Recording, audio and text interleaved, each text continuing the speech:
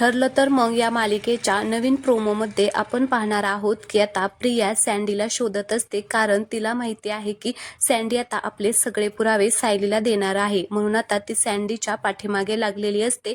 तर ती सँडीला पकडते आणि म्हणत असते की काय रे सँडी, सायलीला सगळे माझ्या विरोधातले पुरावे देणार आहे का? मी आता तुला सोडणारच नाही, असं म्हणून ती सँडीला पकडून ठेवते.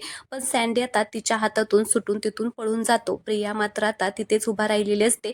ती सँडीला पकडू शकत नाही आणि ती खूप घाबरलेली असते. तर इकडे अर्जुन कोर्टामध्ये निर्दोष असल्याचे पुरावे आणू शकला नाही. त्यामुळे ॲडव्होकेट प्रभू म्हणत असतात की अर्जुन सुभेदार निर्दोष असल्याचे पुरावे वेळेत हजर होत नसतील तर याचा अर्थ त्यांनीच हा खून केलेला आहे.